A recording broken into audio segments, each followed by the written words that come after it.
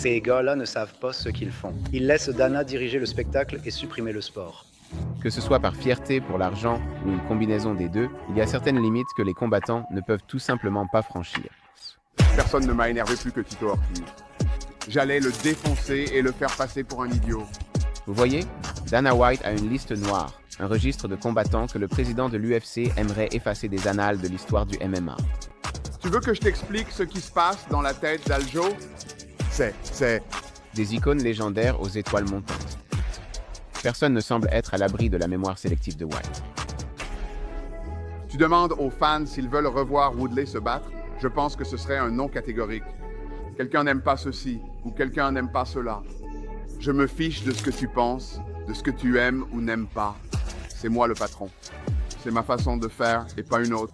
Un truc qui me dérange vraiment, c'est qu'il ne te mentionne même pas. Genre, quand tu sais, il parle de l'élite de l'élite et de certains des plus grands de tous les temps. Et tu sais, il montre des compilations de moments forts.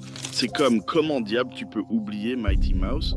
Parce que, genre, pendant des années, je disais que t'étais le meilleur de tous les temps.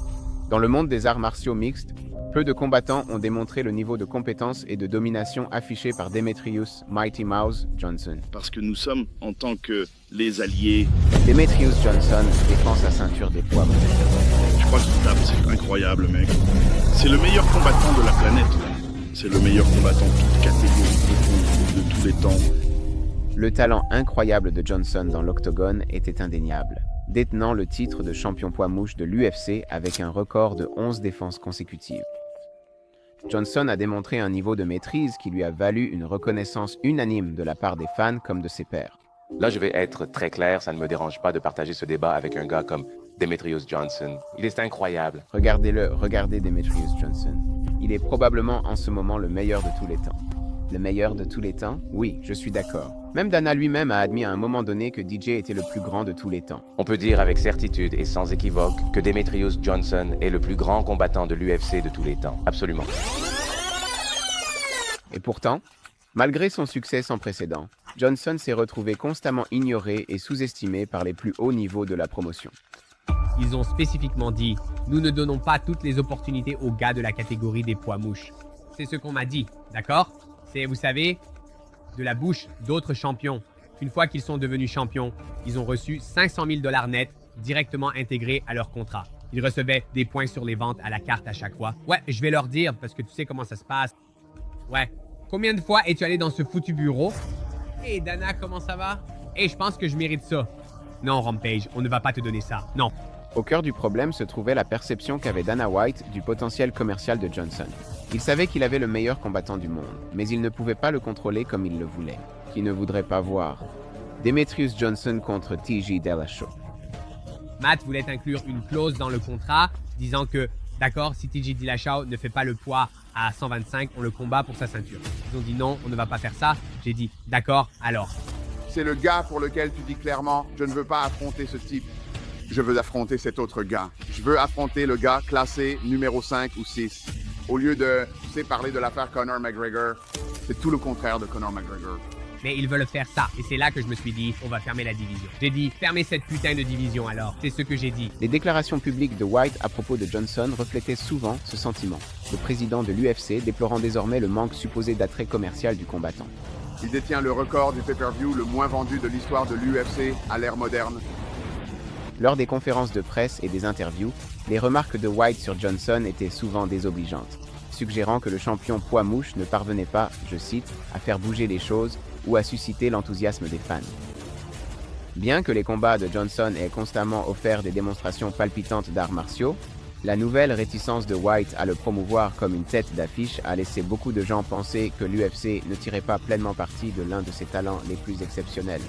Les médias affirment qu'il est le meilleur combattant, toutes catégories confondues au monde. D'accord? Conor McGregor est le meilleur combattant tout poids. Regarde ce que cela signifie. Conor n'a jamais défendu la ceinture. Pas une seule fois. Ni dans la division des poids légers, ni à 145.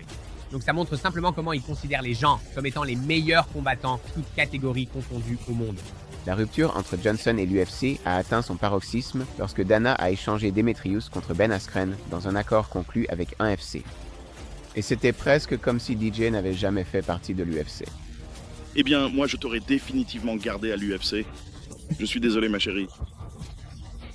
Il n'a jamais vraiment reçu l'amour et le respect qu'il méritait de la part des fans. Et, tu sais, je ne sais pas s'il a toujours été vraiment heureux ici. Alors, j'espère qu'il est beaucoup plus heureux là où il va maintenant. Plus grand et plus fort que n'importe quel être humain aujourd'hui, peu d'athlètes incarnent autant la puissance brute et la détermination. Rares sont ceux comme Francis dans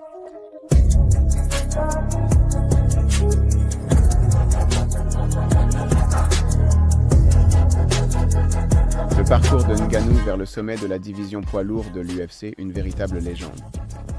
Depuis ses débuts modestes dans son village natal jusqu'aux lumières éclatantes de Las Vegas, l'ascension de Ngannou a été portée par un esprit indomptable et un engagement sans faille envers son art. Avec sa puissance de KO dévastatrice et sa présence physique imposante, il est rapidement devenu l'un des combattants les plus redoutés du sport, et Dana était plus qu'heureux de le promouvoir en tant que tel. Francis Ngannou détient le record du monde du coup de poing le plus puissant. Son coup de poing équivaut à 96 chevaux, ce qui revient à se faire percuter par une Ford Escort à pleine vitesse. Pourtant, derrière les coulisses de son ascension fulgurante à l'UFC, se dessine un récit de lutte et de persévérance. Un récit qui opposait la superstar des poids lourds aux puissantes forces de la machine promotionnelle de Dana White. Ils te paient ce qu'ils veulent te payer. Ils te laissent faire semblant de négocier, alors qu'en réalité, tu ne négocies pas, parce que de toute façon, tu es toujours sous contrat. Lorsque Francis a signé pour la première fois avec l'UFC, il pensait qu'une fois arrivé au sommet, il pourrait commencer à gagner gros. Mais je sais que je dois mériter ma place, devenir champion, avoir plus de valeur, afin de négocier un meilleur contrat pour moi. Que le champion du monde poids lourd de l'UFC soit payé ce qu'il était payé, c'était atroce. Mais une fois devenu champion, le différend portait sur le désir de Ngannou d'obtenir une rémunération équitable, à la hauteur de son statut de l'un des talents les plus remarquables de l'UFC et désormais champion. Il a, je crois, le coup de poing le plus puissant du monde. Et c'est le champion du monde poids lourd en MMA. En boxe, le champion du monde poids lourd gagne 32 millions de dollars par combat. C'est une information publique. Lui, il gagne 600 000, 700 000 dollars par combat. Après que Francis a terminé son contrat, il a décidé de tester le marché en tant qu'agent libre pour voir s'il pouvait gagner plus d'argent ailleurs. Et Dana s'est immédiatement mise à le dénigrer. Il ne veut pas prendre beaucoup de risques. Il a l'impression d'être dans une bonne position où il pourrait affronter des adversaires moins coriaces et gagner plus d'argent. Mais Francis n'a pas seulement obtenu un combat contre Tony Fury, il l'a mis au tapis et a même gagné aux yeux de beaucoup, empochant ainsi le plus gros chèque de sa vie. Dana est évidemment resté assez silencieux pendant cette période, mais une fois qu'Ngannou a perdu contre Anthony Joshua, tout à coup, Monsieur White a retrouvé sa voie. Bien que le prédateur n'ait pas encore gagné en boxe professionnelle, il a gagné plus d'argent en 2 combats que ce qu'il aurait pu toucher en 20 combats à l'UFC. Je m'en fiche de ce que Dana White pense. Tout au long de l'histoire de l'UFC, de nombreux combattants se retrouvent souvent dans la ligne de mire des critiques des promoteurs. Leur potentiel commercial et leur charisme éclipsent parfois leurs compétences indéniables dans l'octogone.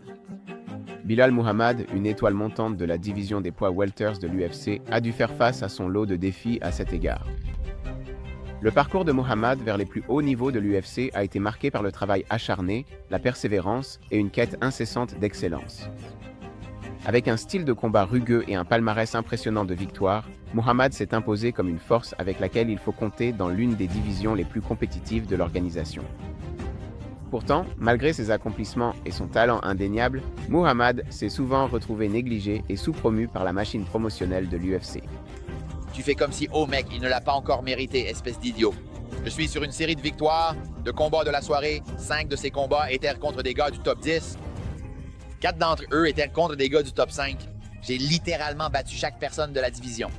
Au cœur du problème, encore une fois, se trouve la perception qu'a Dana White du potentiel commercial de Muhammad. Ouais, je suis sûr. Qui évite un combat?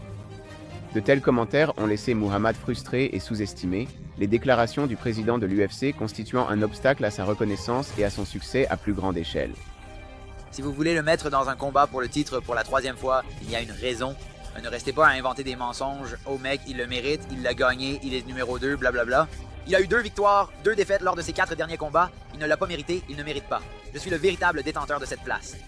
Cependant, les partisans de Muhammad soutiennent que de telles critiques ne tiennent pas compte de la richesse de ses compétences et de l'enthousiasme qu'il apporte à chacun de ses combats. Avec un arsenal de techniques variées et un engagement sans faille à offrir un spectacle divertissant, Muhammad a gagné le respect et l'admiration d'une partie de ses fans. C'est parce que Belal Muhammad mérite d'avoir son combat pour le titre. Dana White est un hypocrite. Et s'il n'est pas interpellé par les fans, et je ne parle pas seulement de moi, je parle de toute la base de fans ainsi que des médias, pour le tenir responsable, ce qu'ils ne font jamais vraiment, il fera simplement ce qu'il veut. Et je sais... Alors que des combattants comme Muhammad continuent de repousser les limites de ce qui est possible dans la cage, il devient de plus en plus évident que la véritable valeur d'un combattant ne peut pas être mesurée par des phrases accrocheuses ou des pitreries exagérées. Tu me donnes 8 semaines, je vais devenir Johnson Johnson. Tu me donnes 3 lectures, je peux être n'importe quel Dana White dans le monde. Bien que les tentatives de Dana White de sous-promouvoir Muhammad aient pu nuire à son attrait auprès du grand public, elles ont eu peu d'effet sur sa progression implacable vers le titre. Et il a enfin obtenu l'opportunité d'affronter Leon Edwards. Je vais être constamment sur toi sans arrêt à 100%. Leon Edwards n'aura même pas le temps de respirer. C'est notre division. On va vous botter le cul, c'est comme ça que ça va se passer. Peu de combattants suscitent autant de respect et d'adoration que Nate Diaz. De son style de combat brut à son authenticité sans compromis, Nate a conquis le cœur des fans du monde entier. Et je ne suis pas surpris. En tant que l'une des stars les plus reconnaissables de l'UFC, Diaz a exprimé à plusieurs reprises sa frustration face à ce qu'il considère comme une rémunération insuffisante pour ses contributions à l'organisation. Vous devez me payer. Vous devez me donner plus que ce que vous donnez à n'importe quel autre champion de toute cette organisation. Dans des interviews et sur les réseaux sociaux, Diaz n'a jamais hésité à exprimer ses doléances, critiquant la direction de l'UFC pour son refus de répondre à ses exigences financières. Je lui ai spécifiquement dit de ne pas jurer sur ESPN. Il m'a regardé droit dans les yeux et a dit « espèce de merde ». Cependant, la réponse de Dana White aux exigences de Diaz a été loin d'être conciliante. Lors des conférences de presse et des interviews, White a rapidement écarté les préoccupations de Diaz, suggérant que les demandes des combattants pour plus d'argent sont déraisonnables et déconnectées des réalités du sport. McConnell McGregor dit qu'il veut toujours combattre en juin. Nate. Hein? Nadia. Hein? D'accord. Les commentaires de White n'ont fait qu'envenimer davantage les tensions entre les deux parties. Comme lorsque Dana a reconnu que le combat entre Masvidal et Diaz aurait dû être arrêté. Il n'avait aucune chance là-dedans, mec. C'est bien qu'il l'ait arrêté. Laisse-moi mieux te combattre, Dana. Bien sûr, une grande partie de la rancune de Diaz vient du traitement réservé par l'UFC à son frère, Nick. Pour commencer, l'UFC n'a opposé aucune résistance à la NSAC lorsqu'ils l'ont suspendu pendant 5 ans après un test positif au cannabis. Puis, une fois qu'il était éligible pour faire son retour, ils l'ont opposé à Robbie Lawler, alors qu'il ne semblait pas prêt mentalement ou physiquement. Tout cela aurait peut-être été acceptable pour Nate si son frère n'avait pas été encore plus lésé financièrement par l'UFC que lui. Tous ces combats, ils me font trop combattre, tu vois. Je suis le plus surmené, surentraîné, sous-payé, tu vois. Après avoir provoqué un tel remue-ménage, Diaz a clairement fait savoir qu'il voulait terminer son contrat avec l'UFC et passer à la boxe. Alors, l'UFC l'a opposé à Khamzat Chimaev pour ruiner sa réputation et sa crédibilité en laissant Boaz botter les fesses de Nate pour son départ. Je pense que Diaz sera surpassé dans à peu près tous les aspects du jeu, mais Nate Diaz est un gangster dans tous les sens du terme. Oh non. Aucune chance. Il a 0% de chance. 1% de chance. Mais dans un étrange retournement de situation, Khamzat a raté la pesée et a été remplacé par Tony Ferguson. À la grande déception de Dana, Diaz a fait abandonner El Koukoui et a quitté l'UFC sur un énorme succès. Je n'ai certainement aucun plan de ne pas revenir à l'UFC. Avant de perdre de manière décisive contre Jake Paul. Le parcours pour entrer dans l'UFC est souvent semé d'embûches et de défis. Pour Mike Jackson, il s'est retrouvé propulsé rapidement sur une carte principale de l'UFC, sans aucune expérience professionnelle. L'arrivée de Jackson à l'UFC s'est faite dans des circonstances inhabituelles. L'UFC venait de signer la superstar de la WWE, CM Punk, dans son roster et avait besoin d'un type d'adversaire très spécifique, un qui reflétait l'expérience de Punk, mais qui ne paraîtrait pas non plus déplacé à l'UFC. Ils ont choisi un jeune combattant nommé Mike Gall, et pour ajouter un peu de crédibilité à son palmarès, ils ont demandé à Mike Jackson, membre des médias MMA, de venir le tester. Alors voilà, voici ce qui est intéressant. Il me semble que la condition était que s'il gagnait, il affronterait Punk, mais ce n'était pas le cas pour toi. Est-ce exact? Et si oui, pourquoi? C'est drôle parce que quand on m'a initialement proposé le combat, on m'a dit que le vainqueur affronterait Punk. Sans surprise, le membre plus âgé des médias n'a pas tenu longtemps face à un jeune espoir affamé comme Goff. Comme l'UFC voulait encore tirer profit de la vache à lait qu'était CM Punk, il était logique d'organiser un combat entre Jackson et Punk, pour voir lequel des deux combattants avec un bilan de 0-1 était vraiment le plus médiocre. Il n'y a pas beaucoup de combattants capables de faire ça, vous savez, surtout à un niveau inférieur. Ce qu'ils vont avoir besoin pour quelqu'un comme Punk, mais c'est de là que je viens. Malgré son expérience professionnelle limitée, Jackson s'est retrouvé sur la plus grande scène du MMA, face à une superstar incapable de se battre, avec peu à gagner et tout à perdre. Lors de la conférence de presse d'après-combat, le président de l'UFC, Dana White, n'a pas perdu de temps pour critiquer publiquement la performance de Jackson, suggérant qu'il avait manqué d'instinct de tueur, et qu'il n'avait pas su profiter de l'occasion pour terminer le combat. Le combat, c'était nul.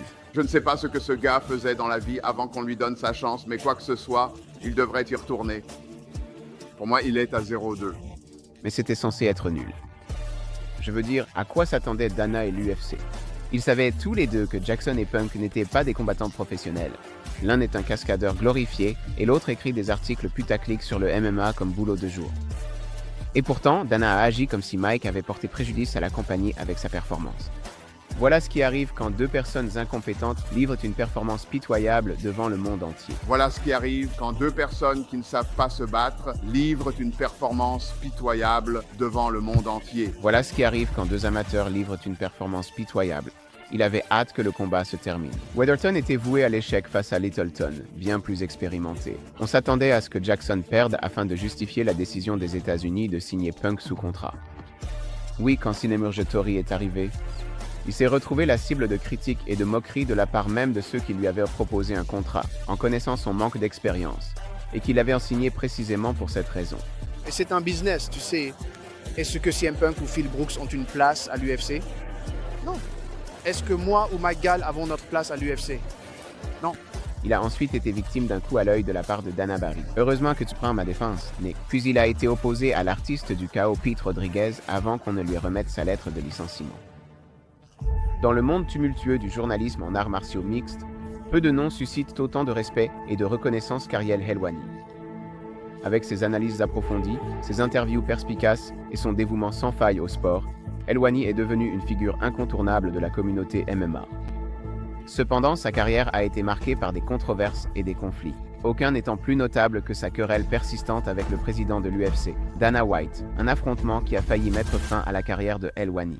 C'est un petit enfoiré sournois et répugnant. Un petit morceau de mer, c'est vraiment ce qu'il est.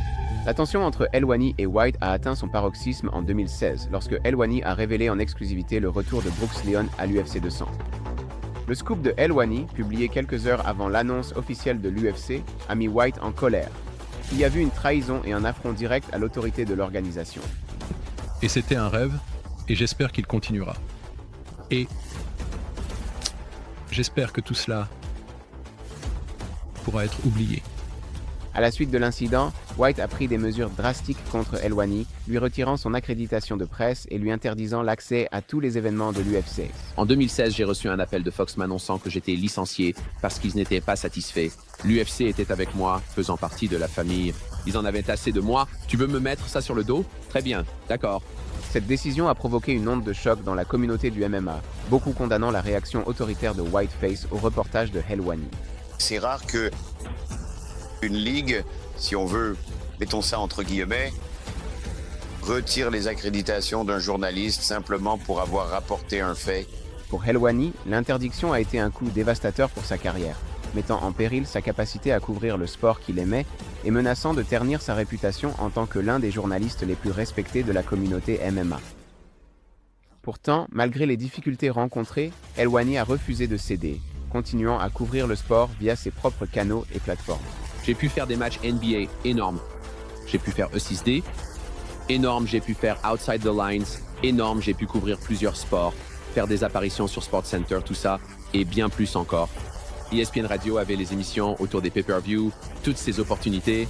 Dans les années qui ont suivi, les tensions entre Helwani et White sont restées vives. les deux s'affrontant publiquement et échangeant des pics lors d'interviews et sur les réseaux sociaux. Qu'en pensez-vous et qu'est-ce qu'Ariel Helwani pense, d'accord? Parce qu'Ariel Helwani remet en question tout ce que nous faisons. À quel point c'est insultant leur manière d'agir. À quel point c'est hallucinant pour quelqu'un comme moi qui essaye de mener une vie honnête, qui essaye d'être une bonne personne, le meilleur être humain, mari, père, citoyen possible, d'entendre quelqu'un comme ça parler de moi de la manière dont il parle de moi. Tu te rends compte à quel point c'est fou? Pourtant, malgré leurs différends, la notoriété d'Helwani n'a cessé de croître, consolidant son statut de voix incontournable dans le journalisme MMA. Et donc, je voulais poser certaines questions, je voulais aborder certains sujets, et cela les agaçait de plus en plus. Tant Dana White que Lorenzo Fertitta. En 2018, Helwani a fait un retour triomphal aux événements de l'UFC, White ayant levé l'interdiction et lui permettant à nouveau de couvrir les événements de la promotion. C'est plutôt cool parce que ça veut dire que, genre, le soutien du public. Cependant, cela ne veut pas dire que Dana apprécie cela. J'ai essayé. Personne ne souhaite plus que moi que ça s'arrête, mais il n'y a pas eu de réciprocité. Et pour être honnête, cela n'a pas vraiment affecté ma façon de faire mon travail aujourd'hui. Tant que j'ai des accréditations, tant que j'ai accès aux combattants, tant que les combattants et les managers me respectent, je peux faire mon travail. Aujourd'hui, Helwani continue de s'épanouir dans son rôle de journaliste et de commentateur, offrant aux fans une perspective inégalée sur le monde des arts martiaux mixtes. Bien que sa querelle avec White ait pu menacer de faire dérailler sa carrière, la résilience et la détermination de Helwani l'ont finalement porté jusqu'au bout. Mais il est impossible de savoir à quel point il aurait pu avoir encore plus de succès en collaborant avec l'UFC s'il n'était pas devenu la bête noire du président de l'organisation. Ce type est une mauviette et c'est juste une grande victime pleurnicharde. À travers notre exploration des relations tumultueuses entre les combattants et l'UFC, une chose devient parfaitement claire. Le monde des arts martiaux mixtes est autant un champ de bataille en dehors de la cage qu'à l'intérieur. Mais au milieu des controverses et des affrontements, il y a un fil conducteur de résilience et de détermination. Des combattants comme Johnson, Ngannou, Muhammad, Diaz, et même des figures comme Jackson et Helwani ont refusé d'être réduits au silence ou mis de côté. Ils se sont battus pour ce en quoi ils croyaient, que ce soit un traitement équitable, une rémunération adéquate ou l'intégrité journalistique. Que Dana réussisse ou non à les effacer dépend en réalité de vous.